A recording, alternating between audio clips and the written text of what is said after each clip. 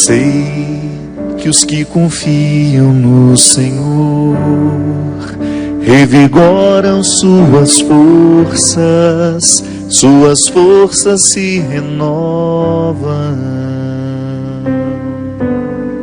Posso até cair ou vacilar, mas consigo levantar, pois recebo dele asas. Como águia me preparo para voar. Eu posso ir muito além de onde estou. Vou nas asas do Senhor. O teu amor é o que me conduz. Posso voar e subir sem me cansar, ir para sempre sem me fatigar. Vou com asas como águia, pois confio no Senhor.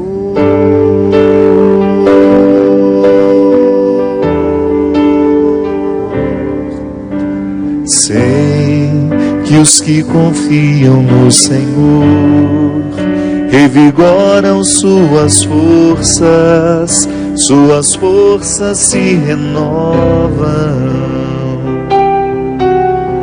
Posso até cair ou vacilar, mas consigo levantar, pois recebo dele asas.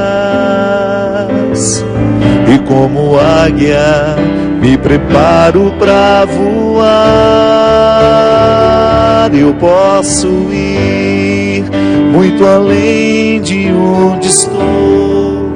Vou nas asas do Senhor, e o teu amor é o que me conduz. Posso voar e subir sem me cansar, ir pra frente sem me fatigar. Vou com asas como águia. Eu posso ir muito além de onde estou. Vou nas asas do Senhor. O teu amor é o que me conduz. Posso voar e subir sem me cansar, ir pra frente sem me fatigar.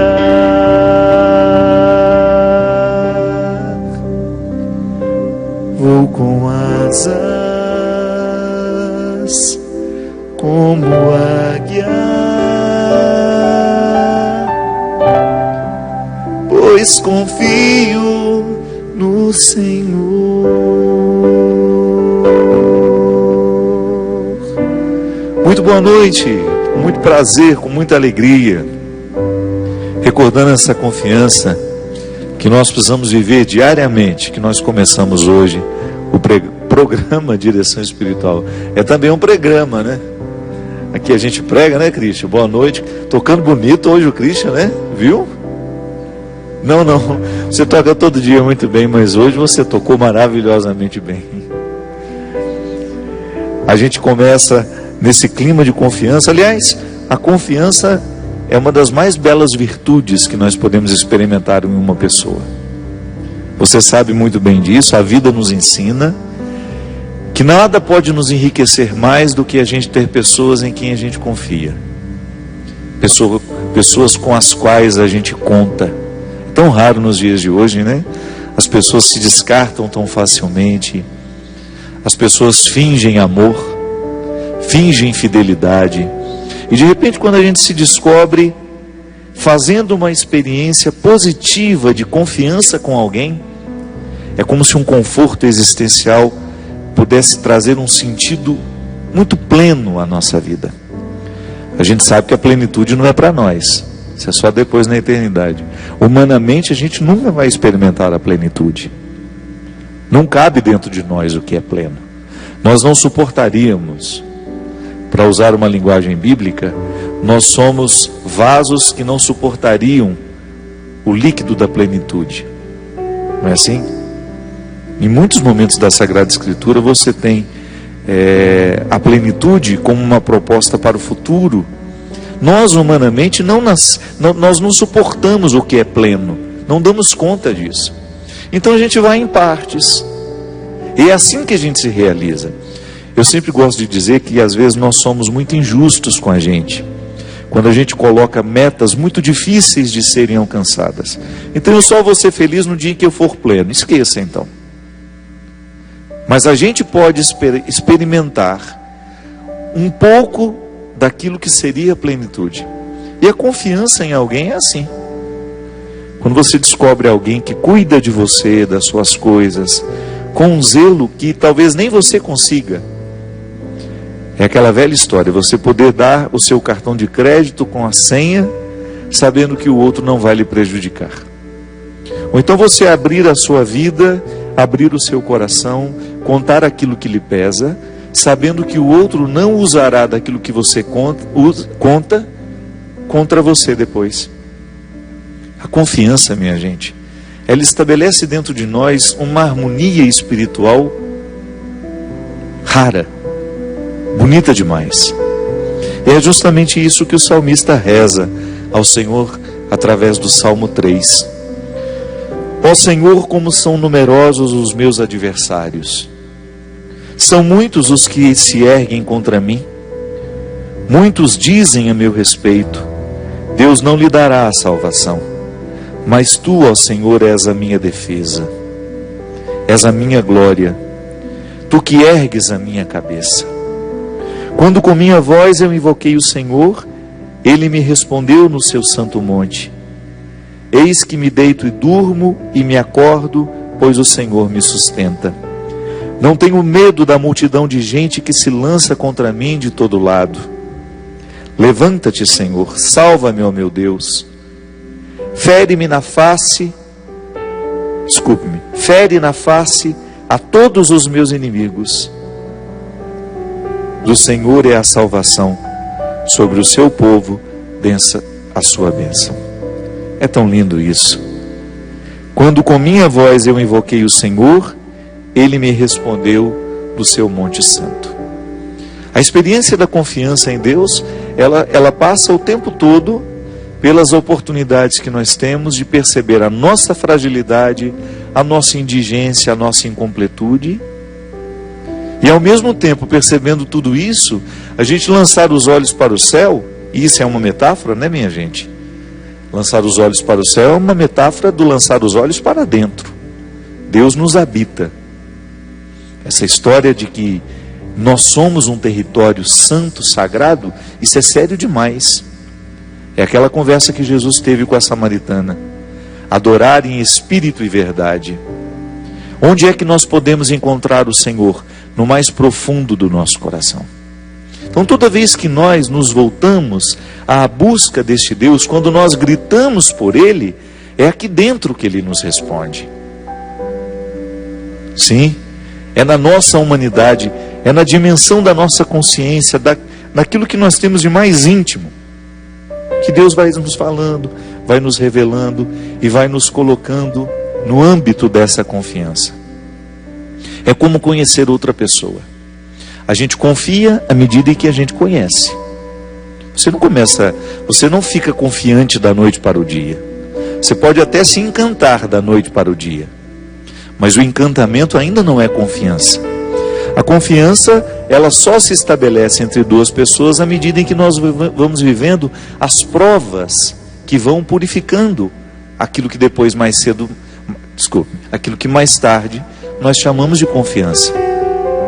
São gestos pequenos que a gente vai identificando que ali a gente pode confiar. E é por isso que a fé em Deus, ela vai amadurecendo e vai colocando em nós uma confiança. E é tão bonito quando a gente encontra pessoas que já conseguem viver a fé sem pedidos. Sabe? Aquela fé que confia, ao invés de ficar enchendo Deus de pedidos todos os dias. Eu sei que a gente tem ânsia de pedir a Deus muitas coisas.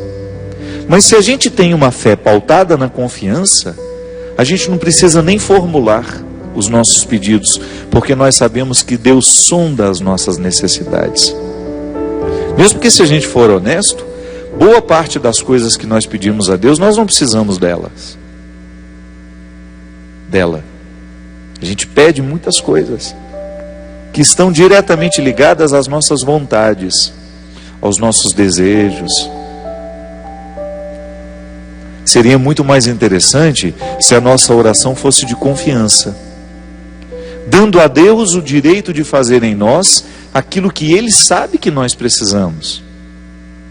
Eu, quando peço alguma coisa a Deus, eu corro o risco de estar sendo movido pelas minhas necessidades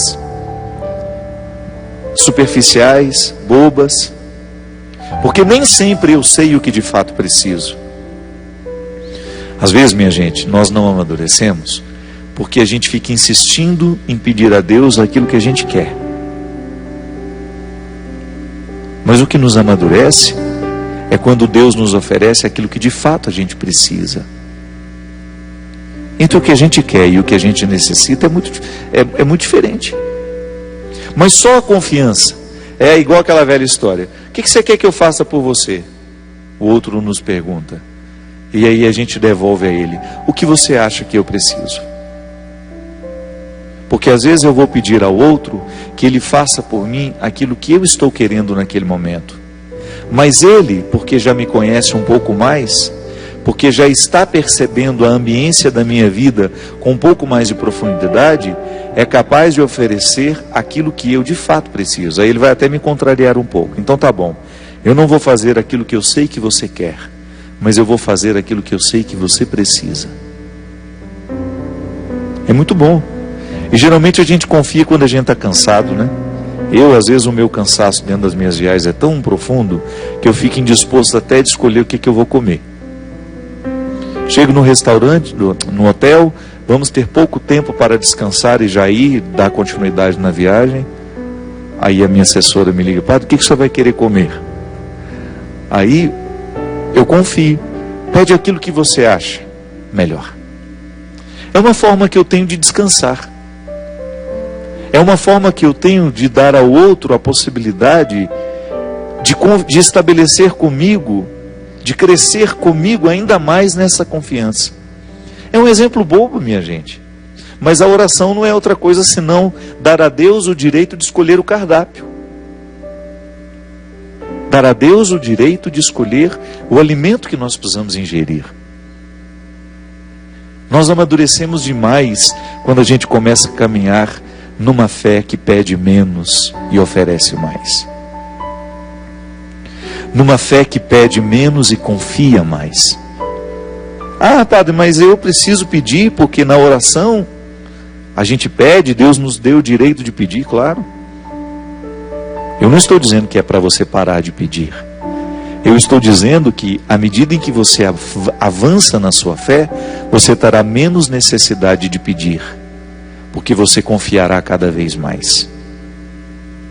Aí o que vai acontecer? Você vai sair do âmbito dessa troca que muitas vezes a fé parece ser. Eu peço a Deus, Ele me dá, eu devolvo a Ele amor, fidelidade. Não.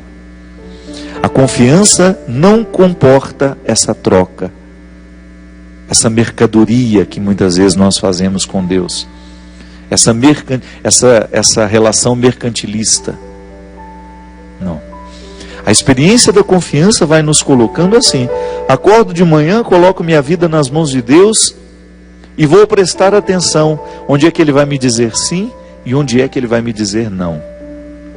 E sempre percebendo que o não que Ele me coloca, quando uma situação não dá certo, é uma forma que Ele tem de me proteger. Porque o pai que ama o filho diz não com o único objetivo de proteger o filho. Não é tudo que o pai nos diz sim. Não é tudo que a mãe vai dizer sim. E é claro que quando nós escutamos o não, uma contrariedade se estabelece dentro de nós. Agora, quando existe a confiança, minha gente, nós vamos ouvir o não de forma diferente.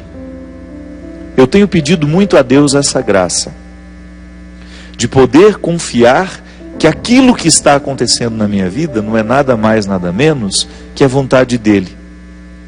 É claro, eu trabalho para que as coisas aconteçam, mas quando elas não dão certo, quando não acontecem, eu tenho de ver ali, motivado pela confiança de que Deus está me protegendo naquele momento. Aqui neste caso, o salmista está contextualizado naquela época em que o povo sofria. Pode ser que esse salmo seja até do exílio, não sei. Pode ser que ele tenha sido escrito no sofrimento do exílio.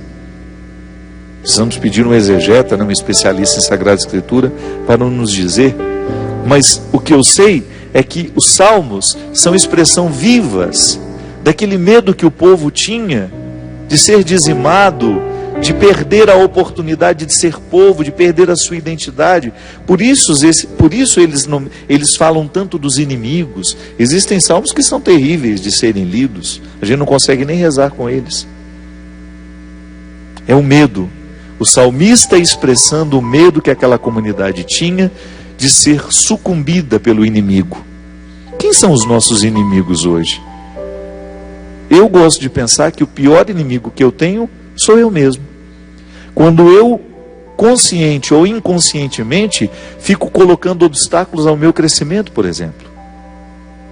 Quando eu deixo prevalecer o meu ciúme, a minha vaidade, e eu perco a oportunidade de alcançar algumas dimensões do ser, que só podem ser alcançadas se eu não estiver sob o domínio do meu ciúme, se eu não estiver sob o domínio da minha vaidade. Então, a minha oração de confiança, ela será sempre uma abertura de coração que me colocará diante de Deus assim: Senhor, Tu sabes o que é melhor para mim. Me dê esclarecimento, proteja-me das ciladas do demônio, para que eu não me desvie do caminho que me levará ao lugar que o Senhor gostaria que eu chegasse.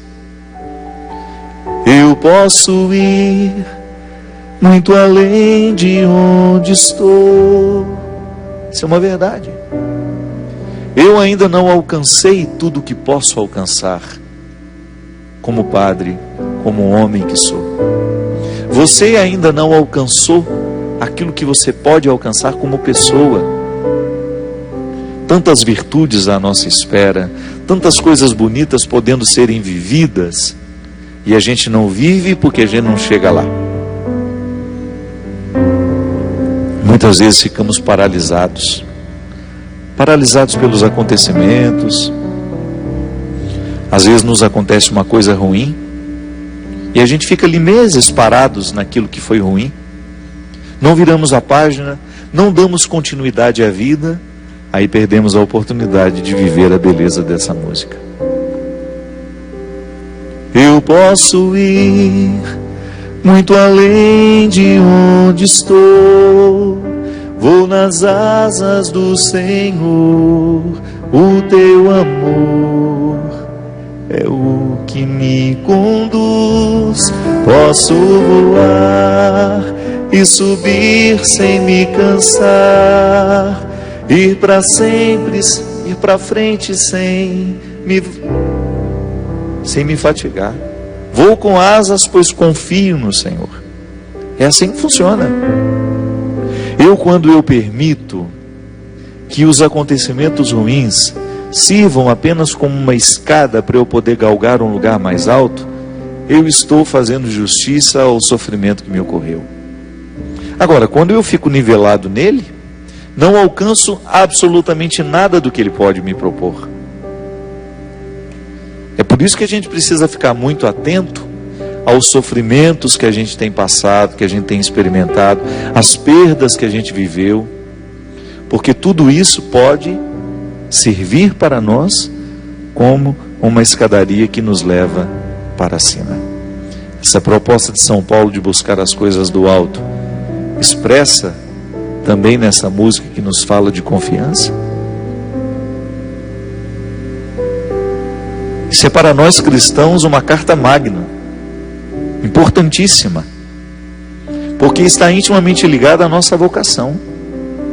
A minha vocação é buscar as alturas, a sua vocação é buscar as alturas, Mas nós jamais conseguiremos alcançar essas alturas se a gente ficar preso a tudo isso que é mesquinho em nós. Se nós ficarmos presos a uma experiência religiosa que não nos permite o aprimoramento do ser, se nós ficamos presos em preces que definitivamente não nos aproximam de Deus, mas são apenas uma verborragia, um palavreado sem sentido, que não repercute dentro de nós. Volto a dizer, uma fé que se manifesta o tempo todo a partir de pedidos e não a partir de confiança. É um projeto bonito para a vida da gente. Vou pedir menos, confiarei mais. Vou pedir menos porque sei que Deus sonda o meu coração e sabe o que de fato eu preciso. Conhece todas as dimensões da minha vida, conhece os meus sentimentos, tem acesso àquilo que nem eu mesmo consigo acessar. Por que não vou dar a Ele a carta branca? Por que não darei a Ele o acesso a tudo isso para Ele reger a minha vida? Se eu faço essa experiência com uma outra pessoa, se eu faço a experiência de confiar a minha vida a uma pessoa que também é marcada por limites como eu sou, não farei isso com Deus? Essa presença máxima, extraordinária em mim, em você, agindo em nós através da nossa consciência, iluminando-nos, traçando os nossos caminhos a partir do bom senso. Sim, Deus nos orienta através do nosso bom senso. Se você quiser identificar se aquilo é para você ou não, use o seu bom senso. A voz de Deus repercute profundamente ali, no momento em que nós ousamos escutar a voz interior que em nós funciona como bom senso. Quando eu olho para o outro e percebo que eu não tenho o direito de matá-lo, é o meu bom senso me falando. São as regras interiores que estão escritas em todos nós. É por isso que quanto mais a gente se afasta de Deus, maior é a nossa incapacidade de perceber as regras do bom senso. Aí nós vamos ficando aquelas pessoas insuportáveis. Por quê? Nem mesmo os atributos humanos que deveriam facilitar a nossa vida social estão prevalecendo em nós. Confiar, minha gente. É tão bonito a gente caminhar na direção de uma fé que se expressa pela confiança. Não entendo nada do sofrimento que agora me ocorre, mas eu confio, Senhor. Não tenho ideia de onde essa dor possa chegar. Não sei por que ela chegou e não sei aonde ela vai chegar. Mas eu confio que o Senhor está cuidando de mim neste momento. Ouse acreditar assim. Que Deus conhece todos os seus sentimentos, que Deus conhece todos os seus pensamentos e que tudo aquilo que hoje em você é sofrido, por Ele está sendo cuidado. Tenha coragem de silenciar as suas perguntas. Experimente esta presença consoladora de Deus que se estabelece em nós a partir de um vínculo definitivo de amor, de fraternidade, de fidelidade. Confie naquele que te ama. É assim humanamente. Humanamente nós temos confiança em quem nos ama. Por isso é tão importante descobrir o amor de Deus. Porque quando a gente se sente por Ele amado, nós naturalmente vamos querer essa confiança. Vamos buscar essa confiança. Olha, minha gente, eu digo como padre. Anuncio o Evangelho todos os dias, de alguma forma eu anuncio.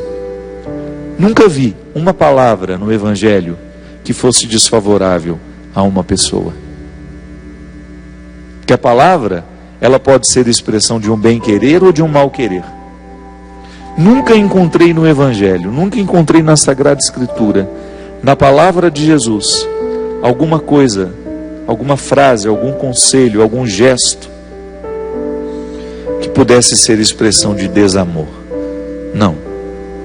Em todos os momentos, em todos os encontros, Jesus somente pretende beneficiar as pessoas com o crescimento, com a vida nova, com a ressurreição, com com a superação de tudo aquilo que no passado não valeu a pena.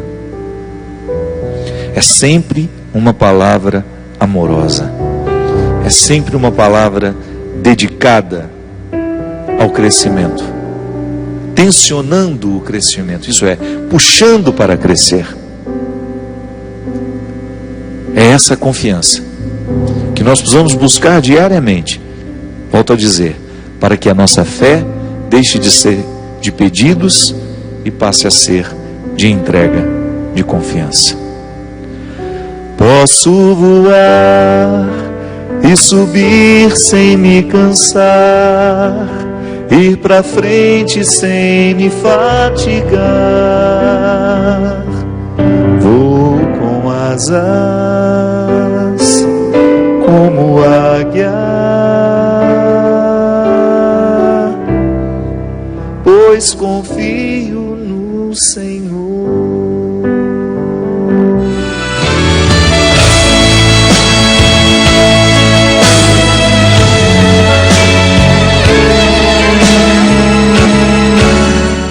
Estamos de volta com o programa Direção Espiritual. Obrigado você que participa conosco, que nos manda o seu e-mail, que escreve a sua carta, ou você que nos divulga. É sempre muito bom saber que o programa acaba se tornando conhecido pelo próprio testemunho de quem fez dele uma experiência positiva. Muito obrigado, obrigado pelo carinho.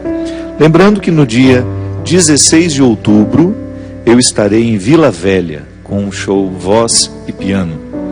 Um projeto que nós já estamos viajando pelo Brasil há muitos anos. Eu e meu companheiro Maurício Piaçarolo, maestro da minha banda, nós temos esse projeto onde a gente faz o show Piano e Voz, que na verdade é uma mistura de canções com muita prosa, com muita conversa. É um projeto muito interessante que a gente tem muito prazer em fazer. No dia 16 de outubro, nós vamos apresentar esse trabalho em Vila Velha. Então você que é de Vila Velha e também de Vitória, aí do Espírito Santo, vocês são os nossos convidados para estarem conosco. No dia 17, eu estarei com o mesmo projeto em Curitiba. Em Curitiba nós teremos a preciosa participação do meu amigo Maninho, que estará de passagem por lá também, e da minha querida Nina Jô.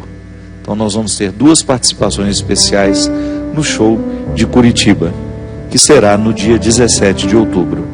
No dia 18, o mesmo projeto, Piano e Voz, em Londrina. No ano passado nós estivemos lá e foi uma experiência muito positiva.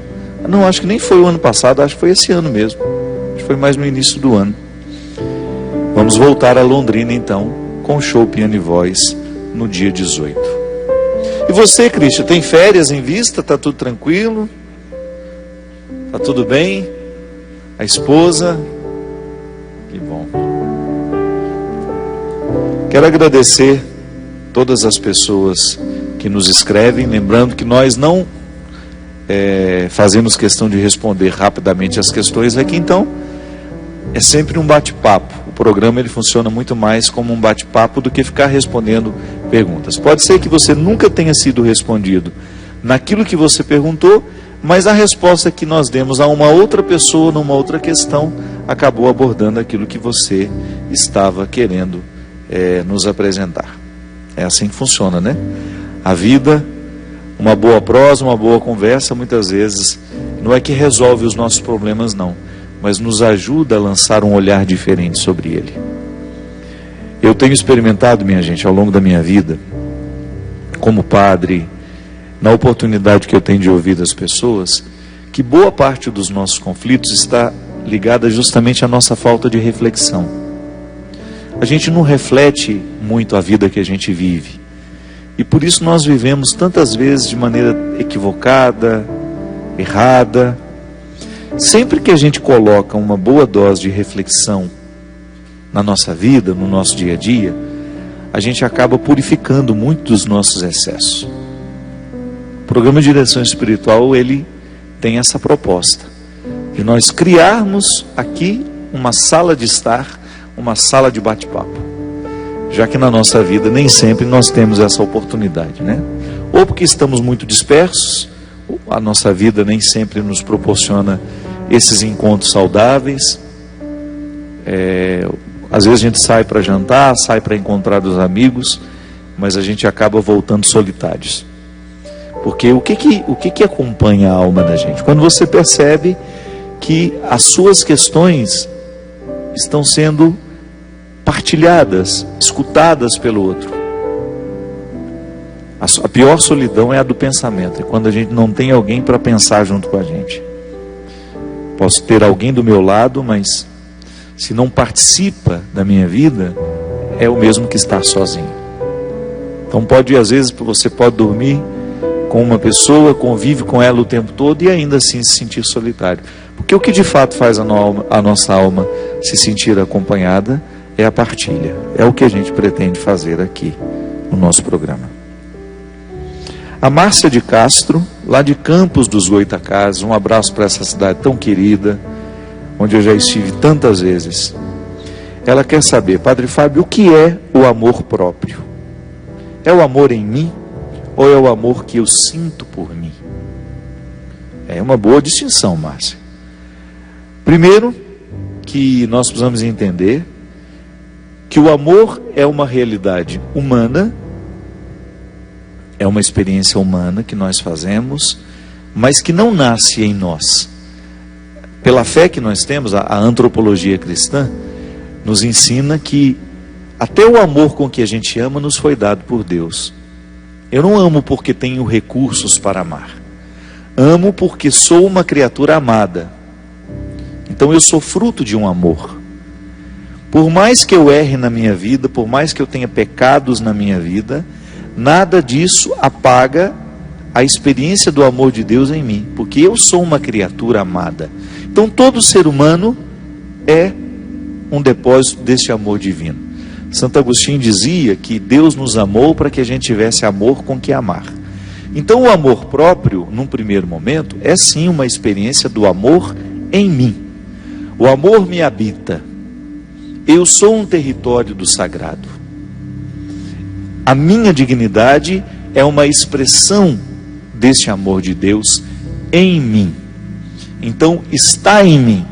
Eu não tenho como abrir mão do amor que Deus tem por mim. É como, digamos que eu sou muito amado pelo Christian, ele é um grande amigo meu, eu piso na bola com alguma coisa, esqueço o Christian, não quero mais saber do Christian na minha vida, mas ele continua me amando. Então não modifica o amor dele por mim, mas pode modificar o amor dele em mim, porque o meu ódio, o meu ressentimento, pode me fazer esquecer o amor que Christian tem por mim.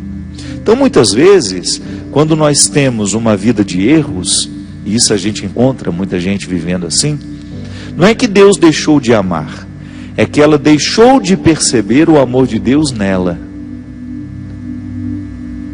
Os erros têm esse poder, não de apagar o amor, mas de ofuscar, de colocar como se fosse uma fogueira que está acesa, e a gente vai jogando coisas para apagar. Nunca apaga aquela chama que fumega ali embaixo, mas a gente perde a percepção da grande fogueira que ela era. Então a primeira experiência do amor é amor em mim. Eu tenho esse amor em mim. Eu sou capaz de amar alguém, porque Deus me amou antes. Agora o amor próprio, ele se desdobra também em amor por mim. Então ao reconhecer o amor que está em mim, eu ofereço esse amor a todas as circunstâncias da minha vida. Eu ofereço ao outro, mas antes disso precisei oferecer a mim mesmo, porque é a experiência do cuidado. Eu, quando me amo, eu me cuido, eu me reconheço como um território sagrado. Está vendo como o amor em mim está intimamente ligado ao amor por mim? Aquele amor que está em mim, que me foi dado pelo céu, que me foi dado pela eternidade, que me foi dado por Deus, me move na direção do amor por mim, que vai se expressar no cuidado. Então, num primeiro momento, nós temos o amor em si, né?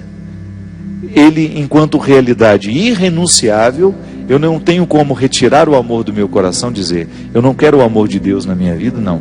Eu posso até não vivê-lo, não potencializá-lo, mas ele estará sempre em mim.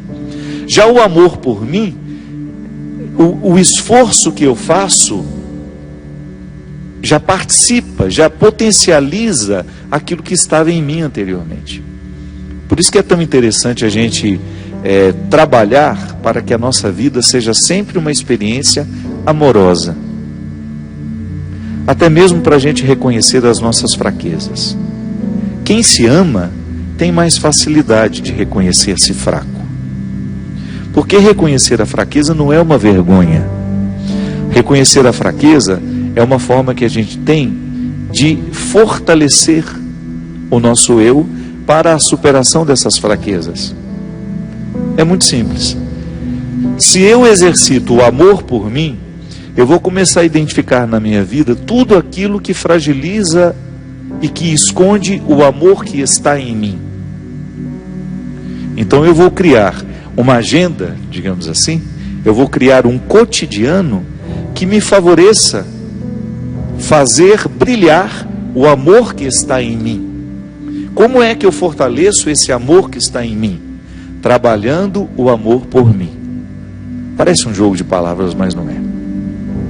Toda vez que eu me empenho para superar um defeito meu, eu estou trabalhando por mim.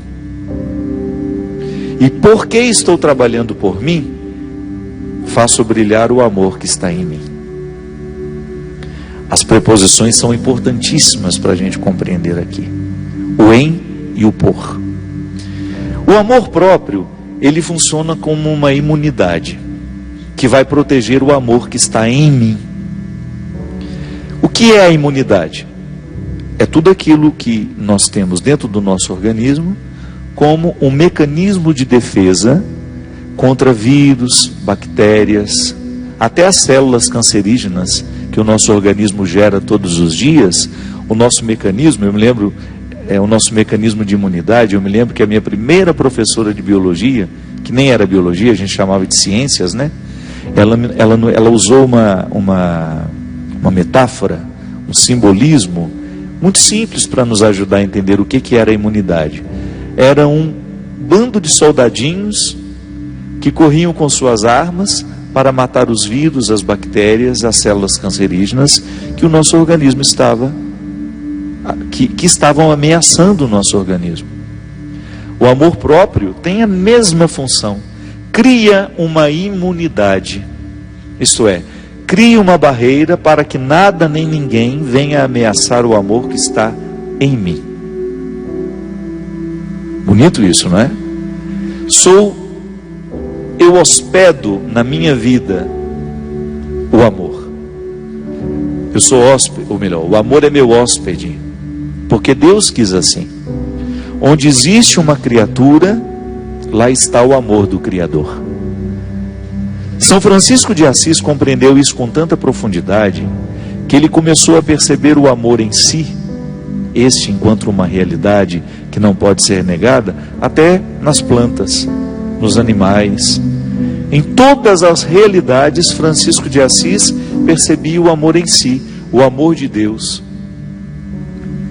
Muito mais ainda, quando ele começou a encontrar os leprosos que ficavam fora da cidade de Assis, que eram julgados fora, ficavam fora do muro da cidade, porque as cidades medievais eram muradas justamente para não serem invadidas, não serem saqueadas pelos inimigos. Então os leprosos ficavam do lado de fora desses muros.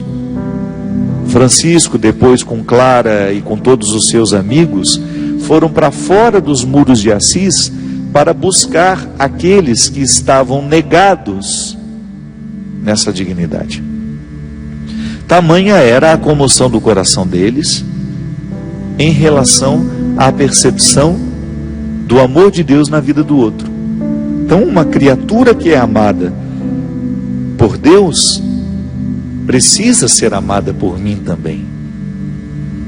O amor em mim me move na direção do amor ao outro. Mas antes é uma experiência pessoal de amor.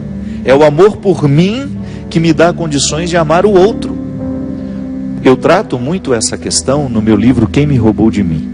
Se você ainda não leu, eu lhe recomendo. Porque nós erramos muito na nossa vida amorosa, na nossa vida sentimental, justamente porque a gente quer dar ao outro aquilo que a gente ainda não se ofereceu. Como é que eu posso dar amor ao outro se eu ainda não me dei amor? Como é que eu posso cuidar de alguém se eu ainda não cuidei de mim? Então há sempre uma realidade que antecede. Eu não posso, volta ao início do programa, como é que eu vou oferecer confiança ao outro se eu ainda não confio em mim? Se eu ainda não arregimentei dentro de mim essa confiança que me dá condições de lidar de maneira madura com o outro.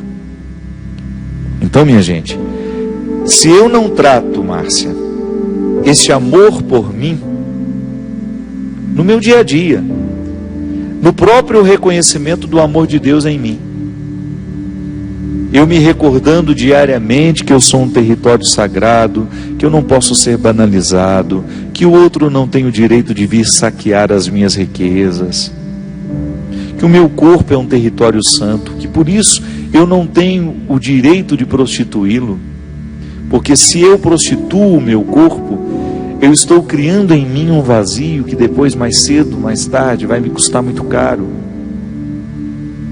Até a dimensão sexual para a pessoa que se ama é muito diferente na vida daquela que não se ama. O respeito ao corpo do outro, a sacralidade que está no outro. Vai encarar a sexualidade de outra forma. Não vai desprezar o sexo, não, muito pelo contrário. Vai saber valorizar do jeito certo. O outro não como um território quase que objetal do meu prazer, não, mas o outro, um corpo que é um complemento do meu, uma satisfação, um gozo que passa também pela dimensão espiritual, é o gozo da alma, não é só o gozo físico, não. Então é este amor por nós que vai fortalecendo essa nossa imunidade para que a gente tenha condições de viver relacionamentos mais maduros, mais duradouros, mais saudáveis e que estabelecem confiança. Márcia, muitas vezes nós não conhecemos as duas dimensões do amor que você tão bem citou: o amor em mim e o amor por mim. É por isso que quando nós anunciamos o Evangelho, a primeira coisa que nós precisamos falar para as pessoas é sobre o amor de Deus. Se você pegar uma estrutura querigmática, que é de primeiro anúncio, se você pegar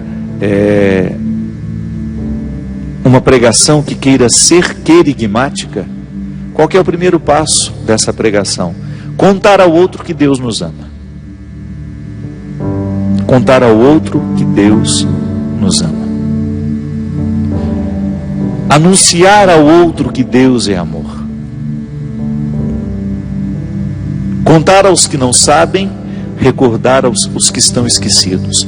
Deus nos ama.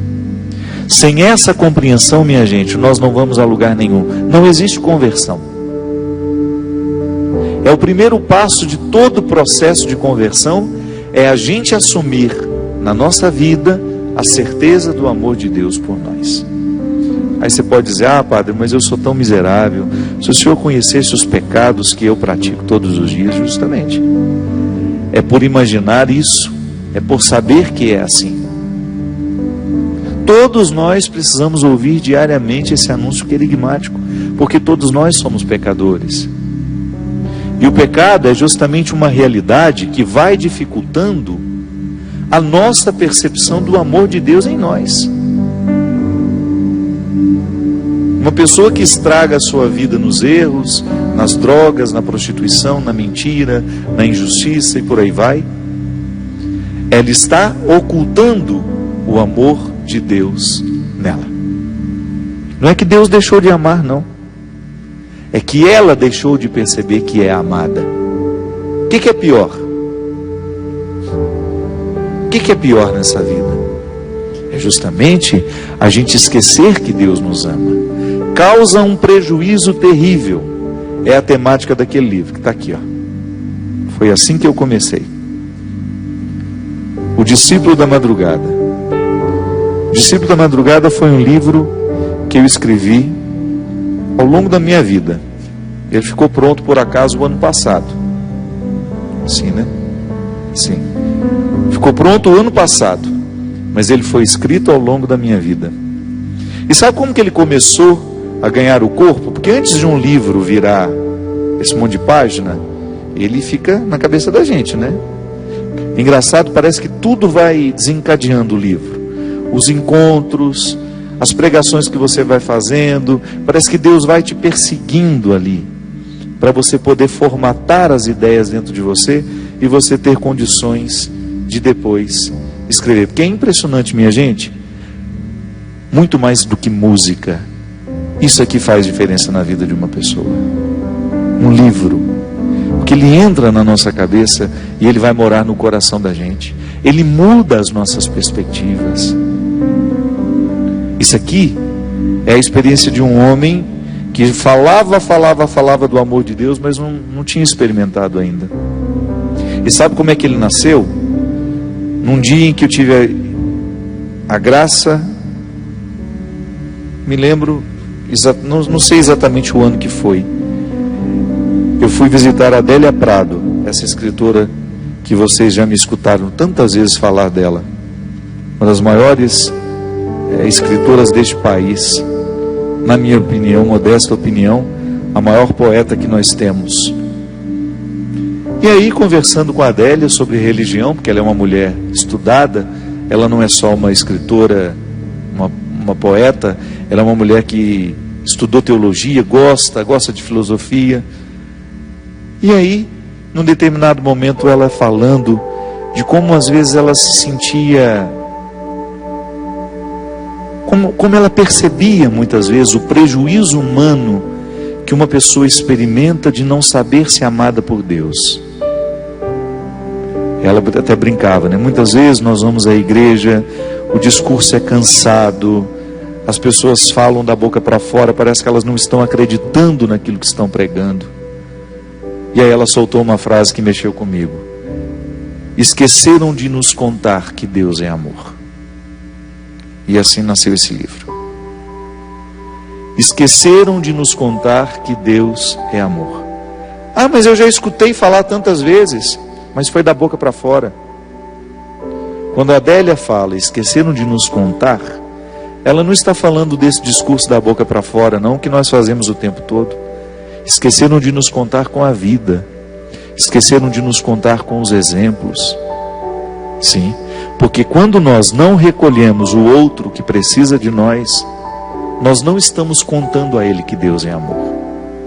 Não adianta eu passar e dizer a ele: Deus ama você, meu irmão, mas não estendo a mão, não faço alguma coisa por ele. Esqueceram de nos contar é muito mais profundo do que esqueceram de nos falar.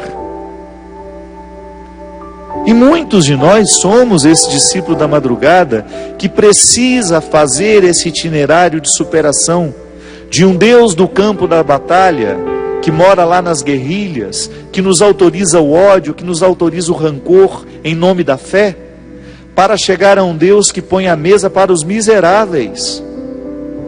Todos nós precisamos fazer a travessia desse discípulo da madrugada, que num determinado momento da vida escutou Jesus falando das bem-aventuranças, e o seu coração foi plenamente iluminado por aquela palavra. Sempre que alguém me pergunta: padre, qual livro do senhor eu dou para o meu marido que não gosta de igreja? Ou então, qual livro que eu dou para o meu filho que não gosta de religião? Dê o discípulo da madrugada.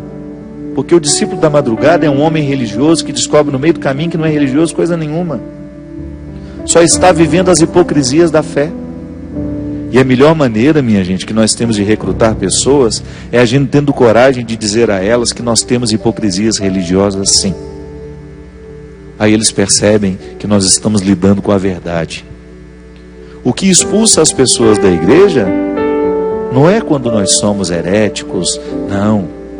Quando nós falamos algumas bobagens, não. O que expulsa os outros da igreja é quando nós não somos capazes de testemunhar a nossa fé com as atitudes. Porque a gente se equivoca assim na teologia. Pode fazer, de repente, dar uma resposta infeliz, fala uma coisa que não é teologicamente muito consistente. Aí todo mundo quer apedrejar, todo mundo quer isso. Não, não é ali não. A nossa perdição não está no discurso. A nossa perdição está justamente no momento que nós não agimos conforme o Evangelho. E é por isso que muitas vezes os nossos filhos não querem nem saber de igreja, porque não identificam no nosso discurso a coerência com a vida. O discípulo da madrugada teve coragem de viver esse despojamento. Ele chegou à conclusão de que não basta ser religioso, é preciso ter o coração espiritualizado. O amor próprio, Márcia, faz isso com a gente. Ele nos dá condições de olhar para tudo aquilo que é precário em nós. Ele nos dá condições de olhar com profundidade e reconhecer o amor de Deus que está ali, presente, que nunca foi embora. Sim, você pode ter errado muito na sua vida, mas o amor de Deus nunca foi embora. Você pode ter se perdido no caminho, você pode ter estragado a sua vida com as suas escolhas, mas acredite, o amor de Deus nunca foi embora. Você pode ter se perdido em muitos caminhos, você pode se sentir o pior dos seres humanos, mas por favor, recomece a sua história acreditando que o amor de Deus nunca foi embora. Não fez absolutamente nada, você não tem nenhum pecado que tenha sido capaz de expulsar o amor que Deus tem por você. Você pode até ter ofuscado, você pode até de alguma forma ter esquecido. O pecado muitas vezes nos faz esquecer que o amor está aí, mas não. A decisão de Deus em nos amar é irrevogável. Ele não muda de ideia, vai nos amar até o fim. E talvez isso seja o suficiente para a gente querer mudar de vida. Saber que Deus nos ama. É o que eu lhe desejo, do fundo do meu coração. Que apesar de tantos erros, que apesar de tantos estragos que você tem dentro do seu coração, o seu amor por você lhe leve a descobrir o amor em você. Derrame sobre nós a bênção e a proteção do céu, do Deus Todo-Poderoso, Pai, Filho e Espírito Santo. Amém. Até a semana que vem, se Deus quiser. Eu posso ir muito além de onde estou, vou nas asas do Senhor, o teu amor é o que me conduz. Posso voar e subir sem me cansar, ir pra frente sem me fatigar. Vou com asas como águia, posso voar e subir sem me cansar, ir pra frente sem me fatigar. Vou com asas como águia, pois confio no Senhor.